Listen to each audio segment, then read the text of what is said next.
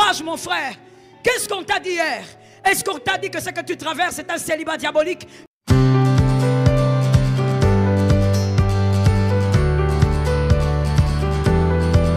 La paix en Jésus, c'est la paix dont la parole de Dieu dit, la paix que le monde ne peut pas comprendre. Tu as des combats, mais tu as la paix. Tu as des problèmes, mais tu as la paix. Parce que c'est une paix que le monde ne peut pas expliquer. Elle est illogique selon les hommes. Et voilà pourquoi Christ précise, en moi, vous aurez des tribulations dans le monde. Mon frère, qui t'a prêché en te disant, être enfant de Dieu, ce n'est pas avoir faim? Qui t'a prêché en te disant qu'être enfant de Dieu, ce n'est pas souffrir? Qui t'a dit que si tu souffres, tu es maudit? Qui t'a dit que si tu traverses la vallée, tu es maudit? Quelles sont ces prédications qu'on vous a amenées pour vous dire que si tu as des difficultés, c'est que Dieu t'a abandonné? Qui t'a dit que si tu n'avances pas, c'est que tu es forcément bloqué? La Bible dit, Jésus a dit, vous aurez des tribulations. Il est normal que tu sois combattu. J'aime cet amen, je parle aux élus. Il est normal que tu aies des tribulations. Qu'un élu dise, c'est ma vie. Non, parle avec autorité, dis-moi, c'est ma vie. Oui, il faut briser cette sorcellerie de la prédication. C'est faux que de te dire que si tu souffres, tu es maudit. C'est faux que de te dire que si tu traverses des moments difficiles, c'est que Dieu t'a abandonné. Il ne t'a jamais abandonné. Il est écrit, une mère peut-elle abandonner l'enfant qu'elle allait? Si, même quand elle abandonnerait, moi je ne t'abandonnerai pas. Moi je ne te délaisserai pas. Jésus dit, mais prenez courage. Je viens dire à quelqu'un, prends courage. Ça va marcher. Jésus est avec toi. Si tu es vivant, ça ira. Jésus te dit, prends courage. Tu as pleuré hier, mais lève-toi aujourd'hui. Tu as pleuré hier, mais lève-toi aujourd'hui. Ne te décourage pas. Arrête de comparer ta vie à ton voisin. Quand tu compares la destinée, tu ne maîtrises pas qui est Dieu. Arrête cela. Prends courage. Et il dit, j'ai vaincu le monde. Je suis... Il a vaincu le monde. Jésus a vaincu. Mon frère, tu finiras par vaincre ce péché. Tu n'as pas entendu. Tu finiras par vaincre ce péché. Tu finiras par vaincre cette masturbation. Parce que Jésus, lui, a vaincu le monde. Je te l'avais dit la semaine, si le grand frère a été vaincu, le petit frère a déjà été vaincu. Jésus a dit, il a vaincu le monde. Il a vaincu les condamnations. Il a vaincu la malédiction. Il a vaincu toutes les limites. Il a vaincu, tu vaincras. Regarde quelqu'un, dis-lui, c'est le principe du fils aîné. Localise quelqu'un, dis-lui, c'est le principe du fils aîné. Lorsque le fils aîné a vaincu certaines batailles, les autres passent. Voilà pourquoi les aînés ont toujours des combats particuliers. Lui, il est le fils aîné selon la parole de Dieu. Il a vaincu, nous avons déjà vaincu. Que personne ne te dise, ces tribulations veulent dire que Dieu t'a abandonné. Je veux te dire une autre chose que l'Écriture dit. Une belle chose que l'Écriture dit. L'Écriture dit, quand la régie nous donne cela. 15, Jean 15, 19. Assoiffé. Que ton onction descende sur moi. Le diable est en problème car le Saint-Esprit est avec nous. Le diable est en problème car le Saint-Esprit a décidé de ne pas nous lâcher. Le diable est en problème car le Saint-Esprit a décidé d'être en nous. Peu importe là où tu vas, tu es avec lui. Peu importe ce que tu vis avec lui. Que c'est merveilleux. David a dit, l'Éternel est mon berger. Il dit, l'Éternel est avec moi. Mais nous ne dirons pas cela. Nous dirons, l'Éternel est en moi. Oh, ça tombe sur celui qui croit là-bas. Je sens l'onction là-bas. L'Éternel est avec toi. Prends courage, mon frère. Qu'est-ce qu'on t'a dit hier? Est-ce qu'on t'a dit que ce que tu traverses est un célibat diabolique? Je te dis non. Tu es en train de traverser ta vallée. Et la vallée n'est pas une malédiction. La vallée n'est pas une malédiction. Je répète, la vallée n'est pas une malédiction. Jésus dit, si vous étiez du monde, le monde aimerait ce qui est à lui. Si vous étiez du monde, le monde aimerait quoi? Répète cette phrase avec moi. Répète la première phrase. Je veux que tu le répètes encore parce que tu vas comprendre un mystère. Et bien aimé, ce mystère te permettra de ne plus pleurer. Certaines larmes, même quand elles couleront, tu diras gloire à Dieu. Certaines batailles, quand ils arriveront, tu diras gloire à Dieu. Certaines humiliations, tu diras, je porte maintenant parce que la gloire est demain. Dis-le encore, si vous étiez. Alors écoute, si tu vis ces humiliations, ces batailles, ces tribulations, si le monde t'écrase, est un signe que tu n'es pas de ce monde, est un signe que toi tu es un mis à part, est un signe que Dieu est avec toi. Les larmes qui ont coulé révèlent que Dieu est avec toi. La vallée révèle que Dieu est avec toi. Les batailles révèlent que Dieu est avec toi. Écoute-moi bien, la qualité de tes humiliations révèle quel est le type de chrétien que tu es. La qualité de l'humiliation. Le monde t'a appris que lorsque tu es humilié, tu es moins que rien. Tu es fragile, tu es faible, tu es vulnérable. Écoute l'évangile. Lorsque tu es humilié, selon les Écritures, c'est parce que la qualité de ta chrétienté dérange le monde. La qualité de ta chrétienté. Je veux te dire une chose. Celui qui a été plus humilié que toi n'est pas plus fragile que toi. Il est plus dangereux dans le monde des esprits que toi. Montre-moi la qualité de tes batailles. Je te dirai combien tu es redoutable dans le monde des esprits. Ah, dis ça à quelqu'un. Vous n'avez pas entendu ce qu'on a dit là-bas. Il faut le dire.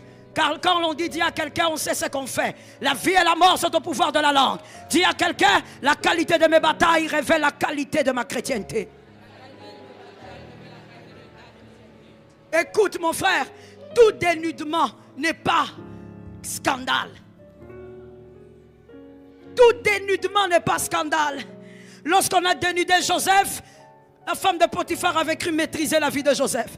Mais Razikayaba, donnez-moi un tissu. Marazikayaba, Shemarizayaba Shata, Limarazaka. Cette femme, la femme de Potiphar, elle arrache le vêtement de Joseph. Elle dit, voici, j'ai maintenant son honneur. Je suis resté avec son honneur. Tu n'as pas compris. Il n'est pas du monde. Où sont les aigles? Où sont les aigles? Tu n'as pas compris. Joseph n'est pas du monde. La femme de Potiphar tient le vêtement, elle dit, voici j'ai la victoire, j'ai gagné ce petit garçon. Je lui ai montré que c'est moi l'Égyptienne. Je lui ai montré que c'est moi la femme de Potiphar. Tu n'as pas compris. Toi tu es égyptienne, tu es la femme de Potiphar, mais Joseph, il est le fils d'une alliance. Il est le fils du roi des rois. Lorsqu'on arrache le vêtement de Joseph, la femme de Potiphar, elle pense qu'elle a tenu la honte de Joseph. Or, elle vient d'ouvrir la porte vers la gloire de Joseph. Je prophétise, ta honte t'amène à la gloire. Ta honte t'amène à la gloire. Ta honte t'amène à la gloire. Les tribulations amènent à la gloire. Les tribulations sont attachées à nous. Qu'on arrête de vous mentir. Les tribulations sont attachées à notre identité. C'est normal que je souffre pour Jésus. Je veux mieux le dire, je veux dire comme l'apôtre Paul. C'est un honneur que de souffrir pour Jésus. On vient, on te regarde par celui qui ne maîtrise pas les choses de Dieu. Il te dit, tu as un démon de ceci, tu as un démon de cela. Regarde-lui dans les yeux. Dis-lui, le pasteur nous a dit, je n'ai pas un démon, je suis enfant de Dieu. Voilà pourquoi je souffre pour Jésus. Dis.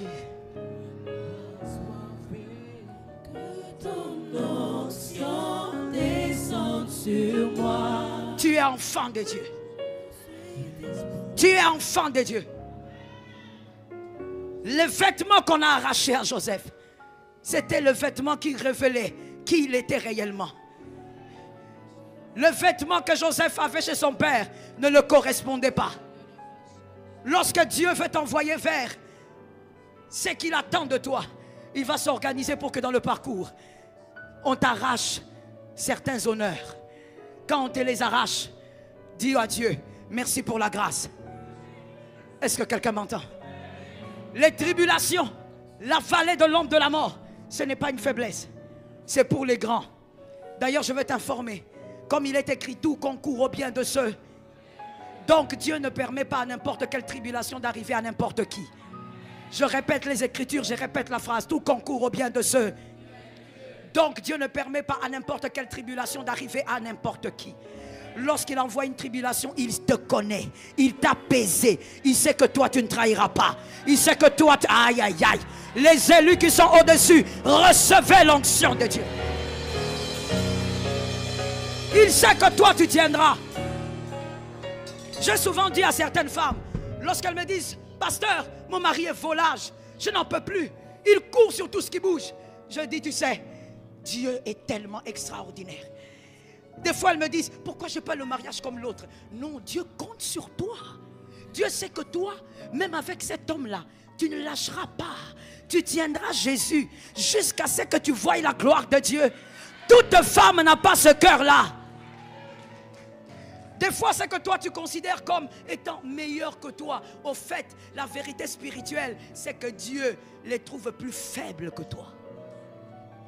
Tu dis, mais pourquoi tout ça sur moi? Pourquoi toutes ces batailles sur moi? Pourquoi je n'ai pas la vie comme telle? La telle que tu cites là, elle a cette vie calme. Parce que Dieu sait que si elle a la moitié de tes batailles, elle ira en enfer.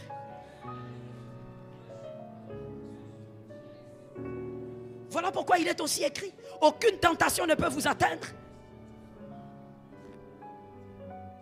Toutes les tentations qui vous atteignent, c'est parce que vous avez la capacité de le vaincre. Tu as déjà analysé ce texte? Ça veut tout simplement dire que nous ne pouvons pas vivre les mêmes batailles. Ta vie est bonne. Voilà pourquoi nous avons commencé par rendre grâce à Dieu ici. Voilà pourquoi nous avons commencé d'abord par remercier le Seigneur pour ce que nous sommes. Mon frère, ta vie est bonne. Ta vie est un signe que la main de Dieu est sur toi. Let me say it for the eagles. Que les aigles m'entendent. Si Joseph n'était pas dépouillé autant de foi, cela aurait révélé qu'il n'y a rien sur sa tête. Alors que quelqu'un m'entende. Les humiliations que tu traverses révèlent que sur ta tête, il y a quelque chose. Il y a quelque chose qui ne ressemble pas à ce qui est à côté de toi. Ça ne ressemble pas à ton voisin, à ta voisine. Est-ce que quelqu'un m'entend? Joseph ne peut pas être dorloté. Joseph doit être humilié. Parce que derrière l'humiliation, c'est la gloire. Est-ce que quelqu'un me capte? Il est aussi écrit. Ils te feront la guerre. Ils sont préparés à te faire la guerre. Comme je l'ai dit la semaine, depuis ta naissance, ils se sont préparés à te faire la guerre. Mais vois-tu, tu es vivant. Il n'a pas compris. Celui qui est au-dessus là, il y a quelqu'un qui est au-dessus qui n'a pas compris. Je dis, tu as vu, ils se sont préparés à te faire la guerre. Mais voici, tu es vivant. Ce qui s'est passé cette nuit, mon frère. Voilà pourquoi c'est trop triste lorsqu'on est en Christ et qu'on n'est pas un homme spirituel. Lorsqu'on est un religieux, c'est tellement triste. Il y a des choses que tu ne maîtriseras pas. Et tu seras même incapable de bien adorer Dieu parce que tu ne comprends pas l'immensité des mystères spirituels. Cette nuit, ce qui s'est passé, toi tu ne devais pas te réveiller.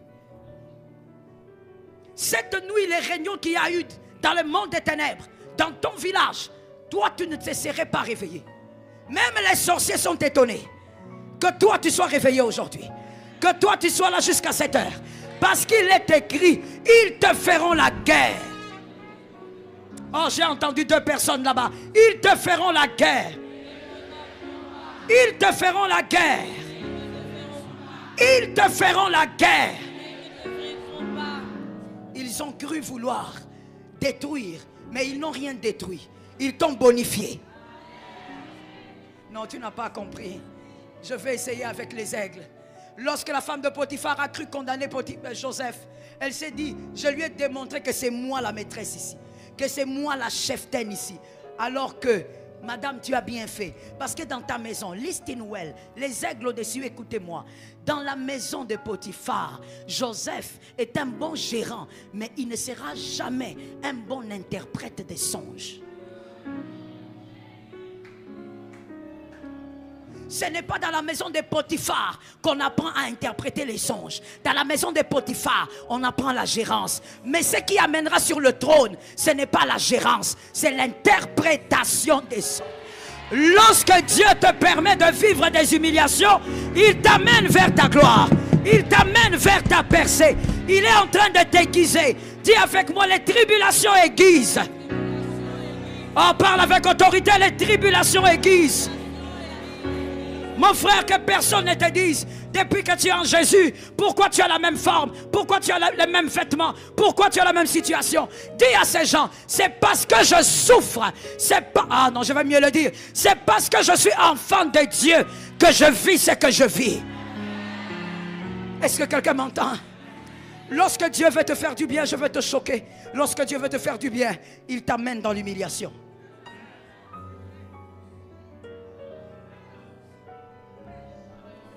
Aucune femme, aucune dans le monde, lorsqu'elle veut accoucher de manière normale, sans assistance médicale, elle veut accoucher normalement, en ressentant toutes les contractions. Aucune ne nous donne la vie avec un visage en forme. Le visage se déforme toujours. Il n'y a pas de naissance sans déformation. Aucune femme ne tombe enceinte et garde la même taille de 58 kilos.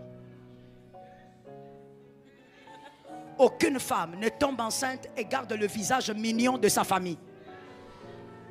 Aucune femme ne tombe enceinte et garde le nez petit comme ça. C'est ce jour-là qu'on saura que tu es africaine. Il y a une déformation faciale qui doit s'imposer.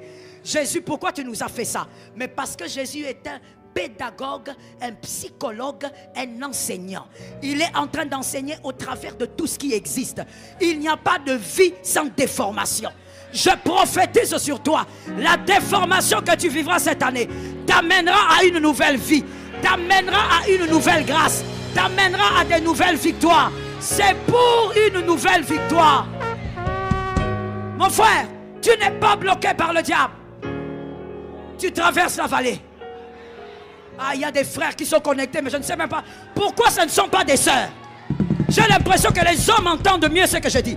Je dis, mon frère, tu n'es pas maudit. La malédiction de ton père est déjà tombée. La malédiction de ta mère est déjà tombée. La malédiction familiale est déjà...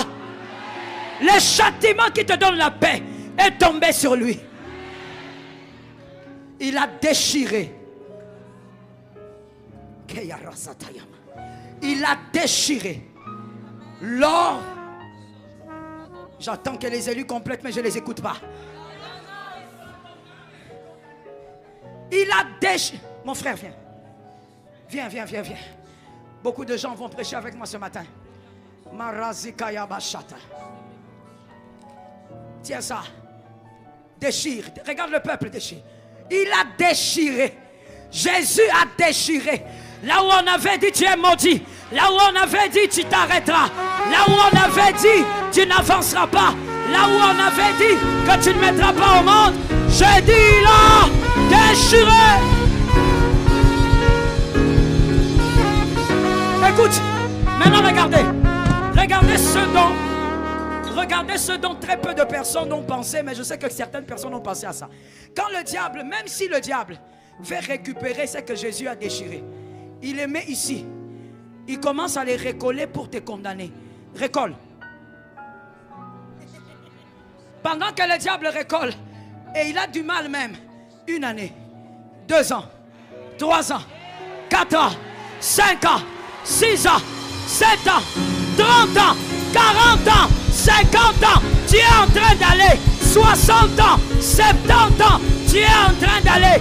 Le diable est en retard. Le diable est en retard.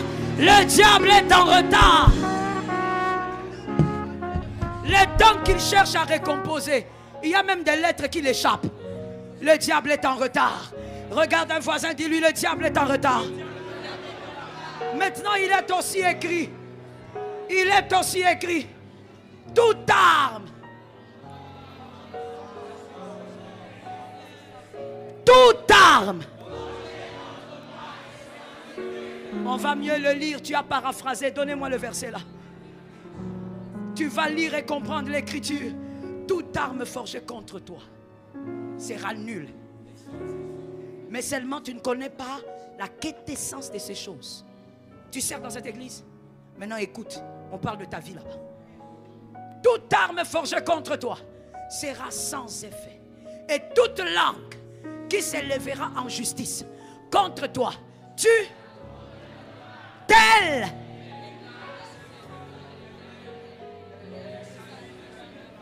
Je dis à quelqu'un, cette parole, ce n'est pas la parole des fidèles. Je te réchoque. Ce n'est pas pour tout le monde. On dit, c'est l'héritage. De qui? Sers Jésus. Sers Jésus. Sers Jésus. Cette écriture est en train de dire, puisque tu sers Jésus, c'est un héritage pour toi. Tu as des enfants? Tu es marié? L'année prochaine que je trouve quelque chose. Alors écoute, cette parole, elle est en train de dire, cette parole, mon frère, si tu es dans la salle, tu ne sers pas Jésus, arrête de crier ça dans un taxi, ça ne t'arrivera pas. Dieu est dans des principes. On dit c'est l'héritage. On ne dit pas que c'est une prière à faire pour recevoir. Ça appartient. L'héritage, that is mean, is for you. Tu n'as pas travaillé pour ça. Mais qu'est-ce qui fait que tu aies cet héritage de protection? Le service de Dieu. Ça veut aussi dire que lui, quand il sert Jésus. Même les enfants qui vont venir sont protégés. Les petits-enfants sont protégés. Les arrière-petits-enfants sont protégés. Tout ce qui lui appartient, protégé. Il est déjà sécurisé. C'est l'héritage.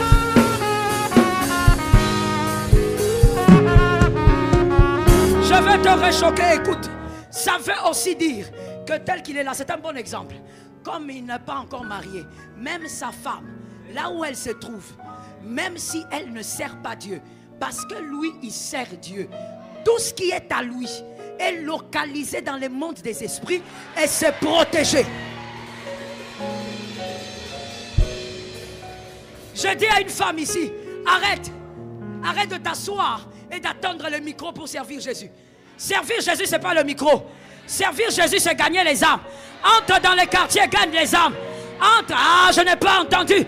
Entre dans les rues et gagne les âmes.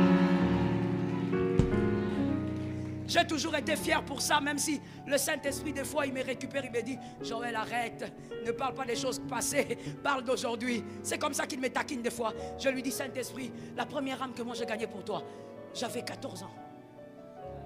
C'était au Nigeria.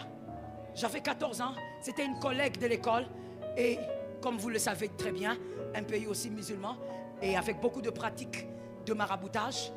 Et donc, son père était même un prêtre d'une secte. Une fois même, elle m'a invité. J'ai dit à mon père, pasteur de son état. Mon père est à la retraite aujourd'hui. Il a plus de 80 ans. Il est à la retraite pastorale. Il a plus de 50 ans de ministère. Par la grâce de Dieu. J'ai dit à mon père, pasteur, à l'époque, j'ai dit, mais papa, elle m'invite dans un truc. C'est une secte. On fait des histoires. Il y a des calébasses là-bas. Il m'a dit, est-ce que tu veux gagner cette âme? J'ai dit, oui, je veux gagner cette âme. Il m'a dit, alors viens. Jésus est avec toi. Va. J'ai dit, que j'aille. Il me dit, va. Je suis allé, c'était un dimanche. J'avais 14 ans, mais je n'ai pas oublié. Je suis allé. On arrive là-bas. Il y a des calébasses, il y a des choses. Les femmes s'habillent d'une certaine manière. Elles dansent. Il y a des choses qui se disent comme une sorte de spiritisme. Et moi, j'étais là au coin. Je disais, Saint-Esprit, Saint-Esprit. Et quand on avait fini, je lui ai dit, est-ce que tu peux venir aussi chez moi? Je suis venu chez toi. Maintenant, tu peux venir chez moi. Pourquoi je te parle de ça? J'avais 14 ans. Toi, tu as quel âge? Monsieur, tu as quel âge? Gagne les âmes pour Jésus. Arrête d'attendre les micros. Les micros, c'est trop de combats. Tu vois le pasteur Joël qui te prêche, mais tu ne connais pas mes combats. Gagne les âmes. La fête au ciel ne se fait pas quand tu prêches, mon frère. C'est pas ça qui est écrit. La fête au ciel ne se fait pas quand tu donnes de grosses offrandes. Non, mais pasteur, même si je ne sers pas, n'est-ce pas que je soutiens l'église? Ce n'est pas ça qui amène la fête au ciel. Il est écrit qu'il y a une fête lorsqu'une âme. La demoiselle à l'époque, certainement aujourd'hui, maman, elle me dit, oui, je viendrai à l'église. Et chez nous, c'était le samedi. Elle est venue.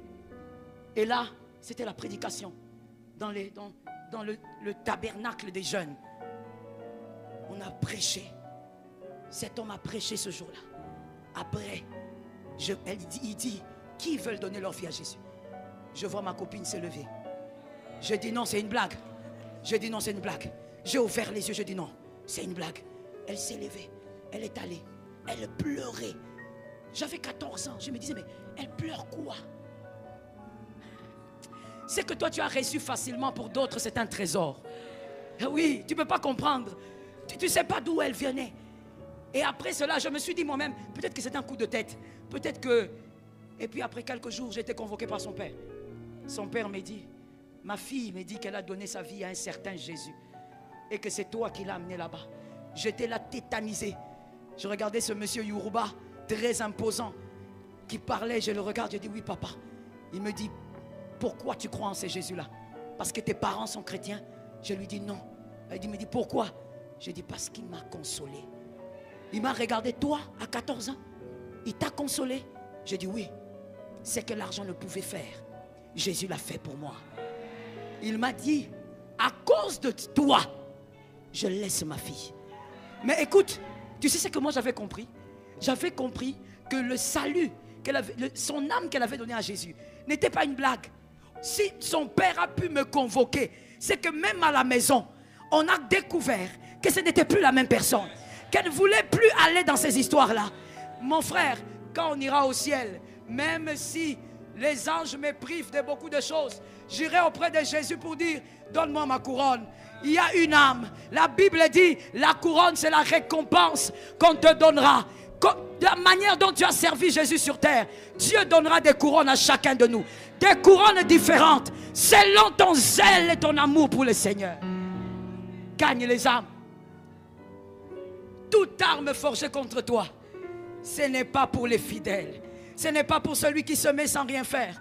Je t'ai dit, mon frère, tu n'es pas obligé de servir dans l'église ici. Gagne les âmes pour l'église. Gagne les âmes pour Jésus. Attire les âmes à Jésus. Dans ton cabinet de médecin, gagne les âmes. Dans ton cabinet d'avocat, gagne les âmes. Dans ta maison de couture, gagne les âmes. La protection est garantie. Voyez-vous pourquoi le diable n'aime pas qu'on serve Jésus? Parce qu'il sait qu'en servant Jésus, vous vous mettez sous une voûte qui vous protège, vous et tout ce que vous avez. Je finis en disant, un homme qui s'appelait Job. Cet homme-là, la Bible dit qu'il était un millionnaire. Il avait des enfants qui avaient déjà grandi. Mais voici, sans le Saint-Esprit à l'intérieur de lui, ou qui lui parlait comme nous aujourd'hui, cet homme avait compris des mystères. La Bible dit, à chaque fois que ses enfants avaient une fête, il prenait des offrandes, il amenait à Dieu. Il disait, protège mes enfants. Peut-être que là où ils ont péché. Mais on ne parle pas des enfants qui ont 13 ans. En sourdine. On ne parle pas des enfants qui avaient 15 ans. On parle des hommes majeurs, des femmes majeures. Ils avaient des enfants eux-mêmes. Mais Job continuait à donner. Il dit, peut-être qu'ils ont péché. Écoutez maintenant ce qui se passe, une bizarrerie. Mon frère, est-ce que tu te rappelles? La parole de Dieu dit qu'un jour, les fils de Dieu se sont réunis. Quelqu'un aussi est venu. Le diable est venu. Toi qui as l'habitude de croire que dans la maison de Dieu, le sorcier ne peut pas entrer, tu t'es menti, lis la Bible. Si le diable lui-même est entré dans la présence de Dieu, qu'est-ce que toi tu dis? Tu parles de quoi? Le sorcier aura peur de cette chaise. Il va entrer. Et d'ailleurs, moi je dis, entre, écoute la parole et sois délivré. Si tu n'es pas délivré, mon frère, le feu va te brûler pour rien. L'enfer est réel. Quand il arrive, Dieu lui dit, petit, tu viens d'où? Il dit, oh, je suis errant. Comme ce que tu m'avais fait là, je parcours. C'est lui qui a bien dit qu'il était en train d'errer. Oh, j'aime cette écriture. Et ensuite, Dieu lui dit, est-ce que tu as vu? C'est pour te dire que quand tu sers Dieu, quand tu aimes Dieu, Dieu te cite. Voilà pourquoi ça m'étonne des fois quand il y a des humains qui cherchent l'honneur des hommes. Si les hommes te donnent l'honneur, gloire à Dieu. Mais ne cherche pas. Si Jésus cite ton nom, déjà c'est trop. J'ai entendu 2 amens quelque part. Est-ce que je parle aux élus ou je parle à des façons? Jésus dit, Dieu dit, tu as vu mon serviteur Job? Il dit oui, je l'ai vu. Il dit, tu as vu qu'il est intègre? Il dit, ben oui, j'ai vu. Il dit, tu vois qu'il est le meilleur là-bas? Il dit, mais comment tu veux pas qu'il soit le meilleur? Vous vous rappelez l'accusateur? Il dit, toi tu l'as protégé. How do you know? Comment tu sais qu'il est protégé?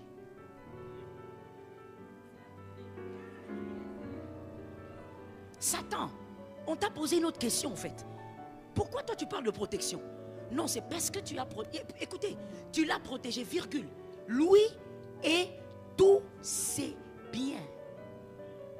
Lui et tous ses biens. Mais comment tu sais que j'ai protégé lui et tout ce qu'il a?